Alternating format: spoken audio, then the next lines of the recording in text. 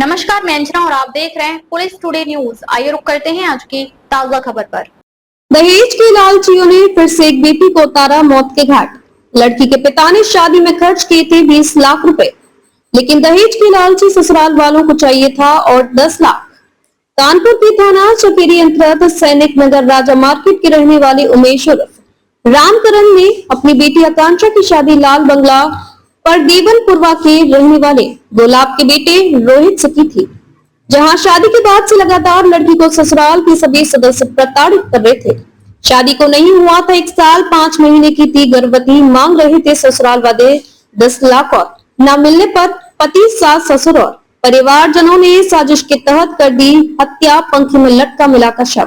पिता के पास देने को नहीं थे 10 लाख, भविष्य में करना है और 2 बेटियों का विवाह।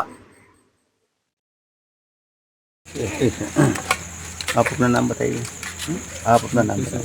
उमेश। आगे क्या लिखते हैं? उमेश कुमार। थोड़ा तेज बोले। और तो ये बताइए, बिटिया का क्या नाम है? आकांक्षा। शादी कब हुई थी? 17 नवंबर 2024। उसके बाद से 2025 चल रहा है, लमसम अभी 8, 9, 10 महीने या 12 महीने हुए हैं, 9 महीने हुए हैं। उसके बीच में आपके बेटे दामाद बीच में कैसे संबंध? संबंध तो लमसम कुछ ठीक थे, लेकिन थोड़ा सास की वजह से संबंध ठीक नहीं चल रहे थे। एक्चुअली हम लोगों ने लगभग 20 लाख की शादी की थी। उसके बावजूद 1 महीने 1.5 महीने नहीं हुए थे, सास की डिमांड थी 10 लाख और चाहिए थे। ये प्रताड़ित करती थी आए दिन मेरी बहन को। उसके बाद से इनके रिलेशन खराब होने लगे, तो हमने अपनी बहन को कुछ टाइम वहाँ रखा और फिर हमें पता चला कि प्रेग्नेंट है वो, तो हम अपने घर ले आए। उसके बाद 3 महीने हमने अपने घर में उसको रखा।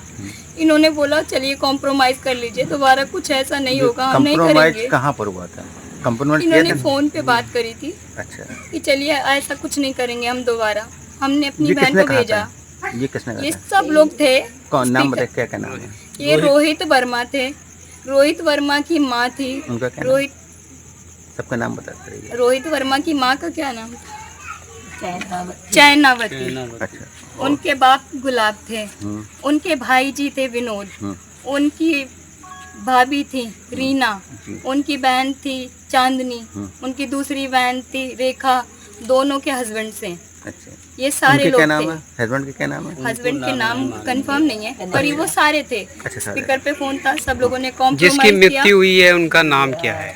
जिसकी मृत्यु हुई है उसका नाम आकांक्षा था। उम्र कितनी? उम्र कितनी थी? 26 साल। उनके हस्बैंड का नाम क्या है? रोहित वर्मा। कैसे हत्या हुई जो आपको यहाँ पे घटना आपने सूचना दी हमें? सर, इन्होंने हमें कॉल करा। इन्होंने बताया कि तुम्हारी बहन ने। ये एरिया क्या लगता है? ये एरिया सैनिक नगर है। सैनिक नगर में क्या घटना हुई है? सैनिक नगर में नहीं हुई है, घटना हुई है परदेवनपुर। इस एरिया का नाम क्या है? सैनिक नगर महुआ वाली गली है। महुआ वाली गली में क्या घटना हुई है जो आप यहाँ भीड़ लगाए हुए?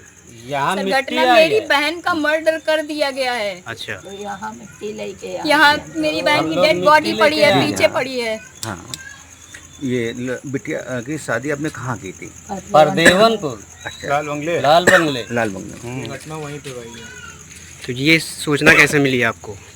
ये मेरे जीजा ने कॉल किया था मुझे रात के 11 बजे के बाद। जीजा कहाँ रहते हैं आपके? परदेवनपुर में वहीं थे। इन्होंने मुझे वीडियो कॉल करी, दिखाया मेरी बहन को लटक रही थी। मैंने कहा उसको निकालिए, जिंदा है कि क्या है? इन्होंने कहा कि जिंदा है। हम 20 मिनट के अंदर पहुंचे हैं वहां पर। हमने देखा वो मर चुकी थी, फिर भी हमने सोचा शायद हो उसके अंदर कुछ, तो हम हॉस्पिटल लेके गए हैं उसे, लेकिन शी वॉज नो मोर। वो डेथ हो चुकी थी। उसके बाद इनकी फैमिली में से एक पर्सन भी नहीं आया। अच्छा। कोई भी नहीं आया, सिर्फ मेरा जीजा गए थे मेरे, और उनको फिर पुलिस लेके गई थी। तब से वो कस्टडी में है। जीजा जी मौजूद नहीं है सर? कस्टडी में है। कस्टडी में पुलिस ने ले लिया, मामला ले लिया पुलिस ने अपने कस्टडी में ले लिया है सर। तो आप इस पे क्या कहेंगे? हमें जस्टिस चाहिए। बाकी लोग फरार हो गए।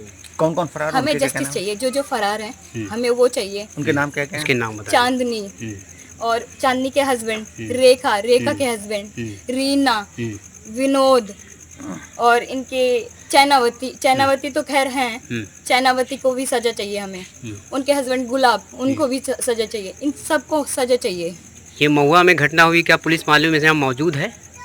अभी इस टाइम बैठे हैं। क्या इसमें सहायता कर रही है कि नहीं कर रही है प्रशासन आपकी? सर कर रही है, पर मुझे आप लोगों से, सबसे पब्लिक से रिक्वेस्ट है कि हमारी दीदी का जो पोस्टमार्टम हुआ है उसकी रिपोर्ट हमने आज मांगी, तो हमसे बोला गया है वो 15 दिन में मिल जाएगी, जबकि 3 दिन के अंदर रिपोर्ट मिल जाती है। हमसे साफ बोला गया है ये जांच पड़ताल होगी, उसके बाद 15 दिन में मिलेगी। सर क्यों 15 दिन में मिलेगी? हमें इसका जवाब चाहिए। क्या मुख्यमंत्री से क्या मांग करते हैं आप? सर मैं ये मांग करती हूँ, जितना मेरे माँ बाप को इन लोगों ने परेशान किया है, हमारी बहन गई है, उसकी जान गई है, उसकी कीमत तो कोई दे नहीं सकता, लेकिन जो वेस्ट हुआ है, जितना हम लोगों ने दहेज दिया है, जितना कैश दिया है, सारा हमें वापस चाहिए और इनको सजा दिलानी कड़ी से कड़ी। 20 साल की सजा होनी चाहिए इनको। अगर आपको कानपुर से न्याय मिला, क्या मुख्यमंत्री से मुलाकात करने जाएंगे? जी मैं बिल्कुल जाऊंगी।